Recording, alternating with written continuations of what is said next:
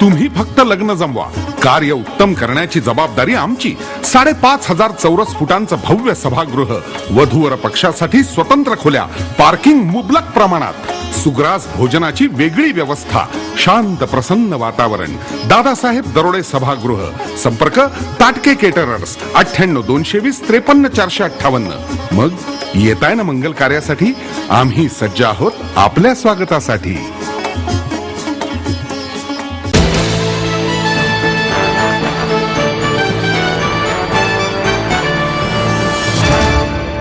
चिपळूण येथे होणाऱ्या 86व्या अखिल भारतीय मराठी साहित्य संमेलनाच्या बोधचिन्हाचे प्रकाशन महाराष्ट्र साहित्य परिषदेच्या सभागृहात करण्यात आले.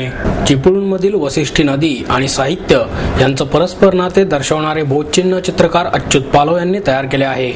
भारती विद्यापीठाचे कुलगुरू डॉक्टर शिवाजीराव कदम, साहित्य महामंडळाच्या डॉक्टर उज्ज्वला मेंदळे, महाराष्ट्र साहित्य परिषद पुणे शाखेच्या कार्याध्यक्ष डॉक्टर माधवी वैद्य, प्राध्यापक मिलिंद जोशी, प्रकाश देशपांडे, सुनील महाजन, डॉक्टर यतीन जाधव यावेळी उपस्थित होते.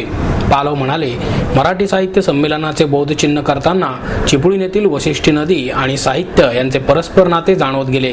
ही नदी जशी आपल्या प्रवासात जीवनसृष्टीचे पोषण करून अनेक प्रवाह संमिलित करते, तशीच साहित्याची सरिता साहित्यात येणारे प्रवाह आपल्यात सामावून घेत आपले विचार व वैभव वांगदेवी सरस्वतीच्या चरणी समर्पित करते. त्या ठिकाणची काही वैशिष्ट्ये असतात, त्याप्रमाणे चिपळूणची वसिष्ठी नदी बोधचिन्हात वापरण्यात आली आहे. डॉक्टर कदम म्हणाले, समाज नावाचा घटक जोपर्यंत आहे तोपर्यंत साहित्याचे महत्त्व कमी होणार नाही.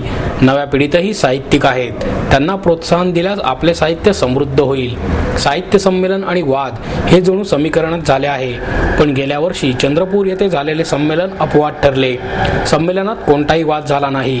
तसेच चिपळूण येथे होणारे संमेलन निर्विवाद पार पडावे असेही कदम म्हणाले. काय झालं होतं की साहित्य संमेलन म्हटलं की एक काय होतं की सिम्बॉल आणि किंवा लोगो आपण बनवताना कुठलं तरी एक बोधचिन्ह घेतो, कुठला तरी एक आकार घेतो आणि त्या आकाराच्या भोवती आपण फिरत असतो. एक पान असतं किंवा एखादा मोराचं पीस असतं किंवा एखादा दौत असते. मला हे करताना कुठेतरी असं वाटत होतं की ज्या कोकणामध्ये सृष्टी सौंदर्य आहे आणि त्या ज्या नदीच्या काठावर हे सगळं होणार आहे, ते कोकणचं सौंदर्य ह्याच्यातनं कुठेतरी दिसावं अशी माझी फार इच्छा होती. आणि म्हणून मग अगदी सुरुवातीपासूनच की ज्यावेळेला मी लोगो करायला घेतला त्यावेळी मी देशपांड्यांना म्हटलं होतं की मला ते नेहमीच्या गोष्टींना फाटातून एखादी लोकल गोष्ट तिथे आणायची आणि ती मोठी करायची. ज्या वेळेला मी परदेशात गेलो त्याला नेहमी बघायचो की तुम्ही त्या गोष्टींना जर आपण महत्त्व दिलं गेलं तर मला वाटतं ती गोष्ट फार मोठी होते. आणि इथे तशीच गोष्ट होती की वशिष्ठी नदी या नदीच्या काठावर असल्या कारणाने ह्या नदीचा वापर आपण का तिथे करू नये ह्याच्यामध्ये सिम्बॉल म्हणून त्याचा. आणि अक्षरांचा फ्लो हा नदीच्या जी वळणं जी आहे ते वळणाप्रमाणे त्याच्यात वापरलेलं आहे. आणि बेसिक कॉन्सेप्ट असा होता की नदी म्हटली की कसं होतं की एक प्रवाह असतो, त्या प्रवाहामध्ये असंख्य गावं असंख्य लोक ही जोडली जात असतात. साहित्याचं पण तसंच असतं की एक साहित्य संमेलन म्हटलं की लाखो करोडो लोक तिथे एकमेकाच्यात येतात, तिथे काही प्रकाशन होतात, तिथे वाचलं जातं. आणि मग हे कुठेतरी साम्य जे आहे ते साम्य मला असं वाटलं की त्या नदीतून आपण ते मांडावं आणि तेच बोधचिन्ह म्हणून मला असं वाटलं करावंसं वाटलं. आणि मी म्हणून मग ती कलर स्कीमसुद्धा वापरताना सुद्धा तो एक ओपन स्काय ठेवला आहे. त्याला कुठेही अशी आउटसाईड बॉर्डर ठेवलेली नाही आहे की कारण त्याचं कारण एवढं होतं की बंदिस्तपणा त्याच्यातला मला काढायचा होता. आणि असंख्य धर्माची लोकं, जातीची लोकं किंवा असंख्य कविता म्हणा, लेख म्हणा, कादंबऱ्या म्हणा, हे सगळे साहित्याचे प्रवाह आहे. साहित्याचे प्रवाह ओपनपणे तुम्हाला तिथे मिळणार आहेत. आणि म्हणून तो मला असं नदी असा कुठेतरी एक प्रवाह असा तिथे जवळचा वाटला.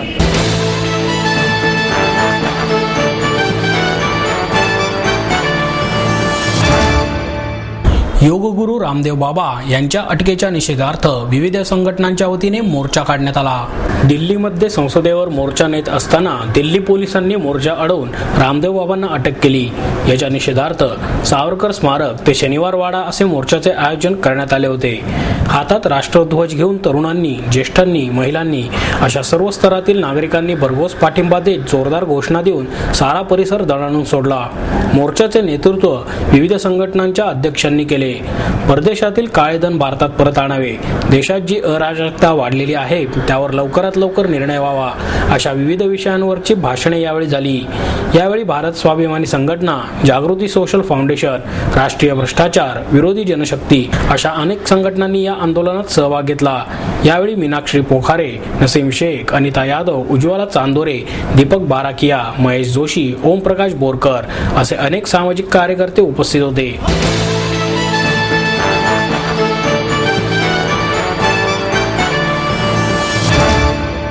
चित्रपट माध्यम हे आता प्रत्येकाच्याच वैयक्तिक आयुष्याचा भाग बनले आहे, असे प्रतिपादन ज्येष्ठ दिग्दर्शिका सई परांजपे यांनी केले.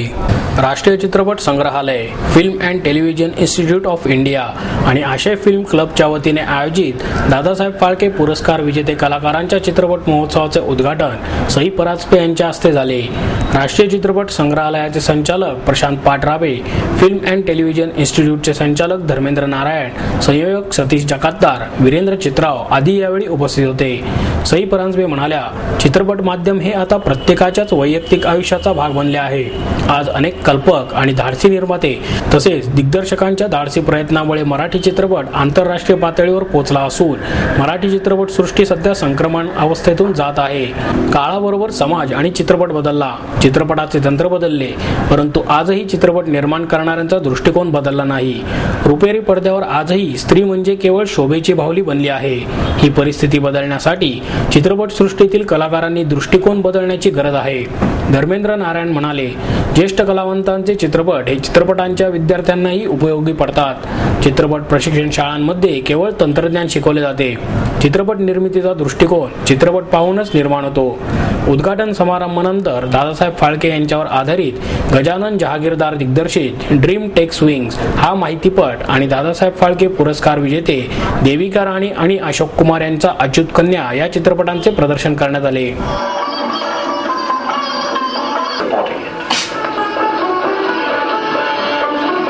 This in 1970. Exactly 100 years ago, the father of the Indian film industry was born. The child of his dreams is a growing titan, now 57 years old.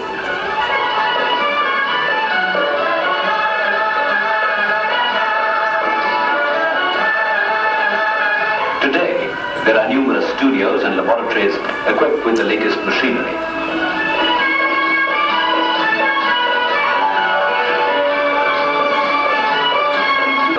And draws a mass audience lured by the glitter and glamour of the make-believe world of cinema.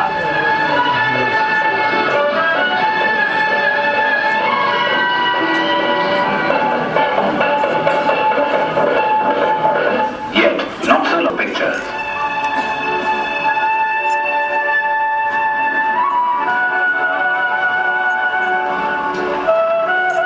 Early pioneers like Thomas Edison, the Lumiere brothers, and Georges Méliès then discovered the persistence of vision. A series of still pictures, if projected in rapid succession, created the illusion of movement. So was born the modern motion picture.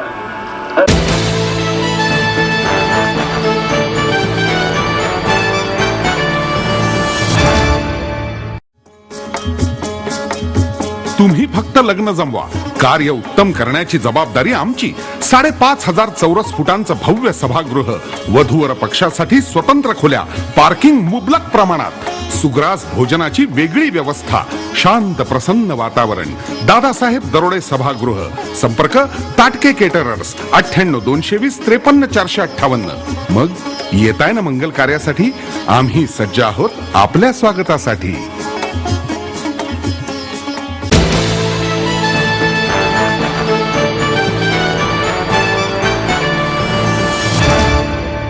यंदाच्या कोकण रत्न पुरस्कारांचे वितरण 15 August रोजी करण्यात येणार आहे. कोकणवासीय महासंघाच्या वतीने पुण्यात स्थायिक झालेल्या आणि विविध क्षेत्रात उल्लेखनीय कार्य करणाऱ्या 8 कोकणवासियांना कोकणरत्न पुरस्काराने बुधवार दिनांक 15 ऑगस्ट रोजी गौरवण्यात येणार आहे. कर्वे रस्त्यावरील सोनल हॉलमध्ये सायंकाळी 6 वाजता हा कार्यक्रम होईल, अशी माहिती संस्थेचे अध्यक्ष तुकाराम जाधव यांनी पत्रकार परिषदेत दिली. कार्याध्यक्ष अर्जुन चव्हाण, सरचिटणीस संतोष तटकरे, सहचिटणीस डॉक्टर संदीप बुटाला आणि खजिनदार दशरथ माटवणकर यावेळी उपस्थित होते. डॉक्टर सतीश देसाई, कॅप्टन काशीराम चव्हाण, आश्लेषा बोडस, जयंत देवरे, अरुण शेठ, चंद्रकांत चिवेलकर, विठ्ठल चव्हाण आणि सुरेखा मोरे यांना या पुरस्काराने गौरवण्यात येणार आहे, असे यावेळी सांगण्यात आले.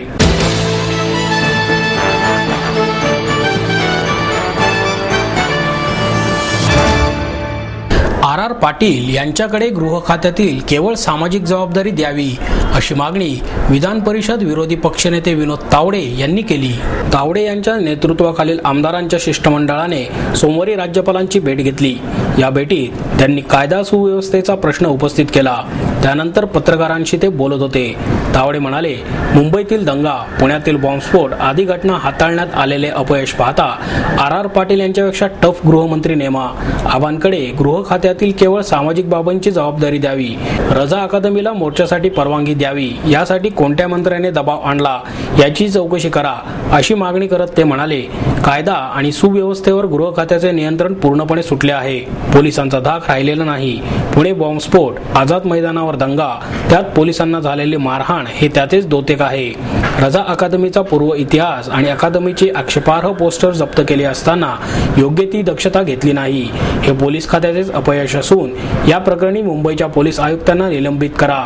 केवळ भाषणे ठोकणाऱ्या आबांवर डान्स बार सारख्या सामाजिक विषयांची जबाबदारी टाकावी आणि कायदा सुव्यवस्थेसाठी दुसरा टफ मंत्री नेमावा. मुंबईतील दंगलीत सार्वजनिक मालमत्तेचे नुकसान झाले आहे.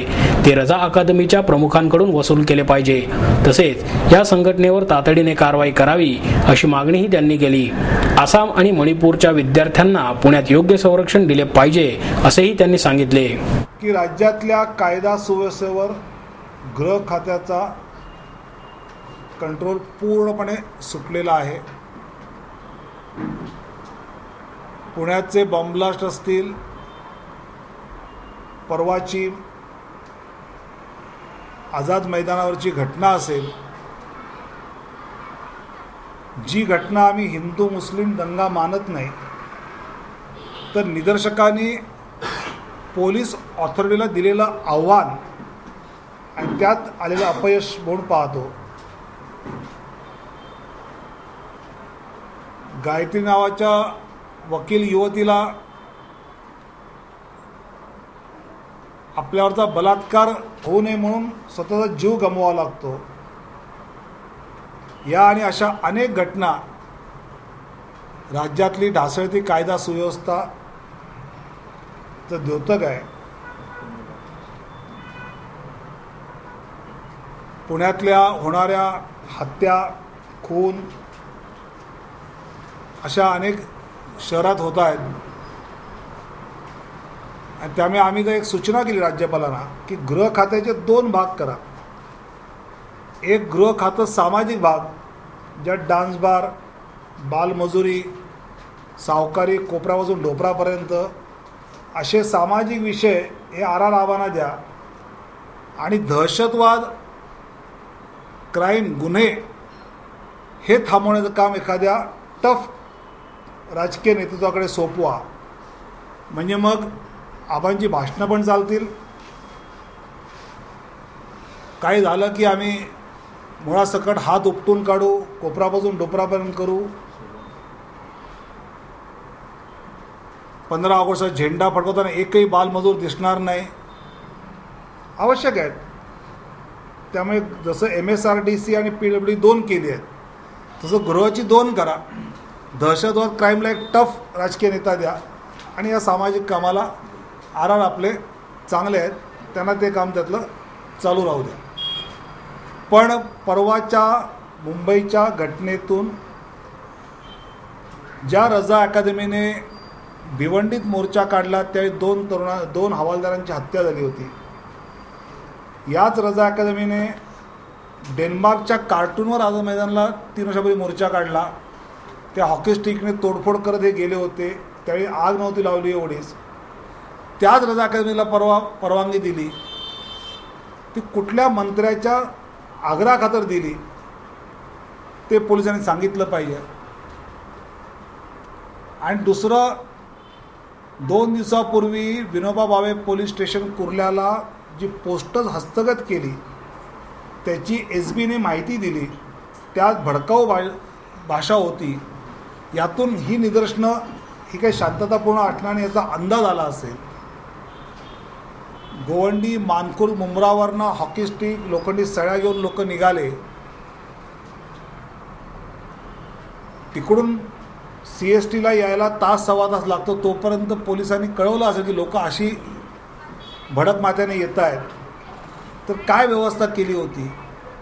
आणि त्यामुळे हे खऱ्या अर्थाने पोलीस खात्याचं अपयश आहे. आणि याबाबत आमचं ठाम मत आहे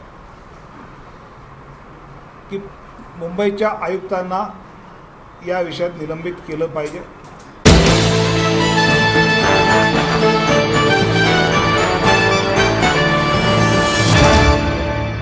पुणे शहर पोलीस आणि शांतता कमिटीच्या वतीने मुस्लिम बांधवांच्या पवित्र रोजा इफ्तार पार्टीचे आयोजन करण्यात आले होते. यामध्ये शहरातील विविध धर्मातील लोक सहभागी झाले होते. शहरात शांतता नांदावी आणि मुस्लिम बांधवांसह इतर धर्मियांनीही आपले सण शांततेत साजरे करावेत यासाठी या रोजार इफ्तार पार्टीचे आयोजन करण्यात आले होते. पुणे शहर पोलीस आयुक्त गुलाबराव पोळ, सह आयुक्त अरुणकुमार सिंगल, आमदार रमेश बागवे, मुस्लिम समाजातील नेते अनिश चिस्ती, बौद्ध धर्मगुरू बनते राजरतन आदींसह मुस्लिम समाजातील मान्यवर मोठ्या संख्येने उपस्थित होते. तुम्हाला तुमचं शहर स्वच्छ करायचं असेल तर त्याची सुरुवात तुमच्या घरापासून करा, परिसरापासून करा. देशाच्या सुरक्षेसाठी सर्व धर्मियांनी एकत्र आले पाहिजे असे प्रतिपादन यावेळी बोलताना अनिश चिस्ती यांनी केले. सह आयुक्त सिंगल यांनी अनिश चिस्ती यांना घास भरून उपास सोडला. यावेळी मुस्लिम बांधव मोठ्या संख्येने उपस्थित होते. पुणे पोलीस झोन 2 चे DCP पोकळे यांनी या कार्यक्रमाचे आयोजन केले होते.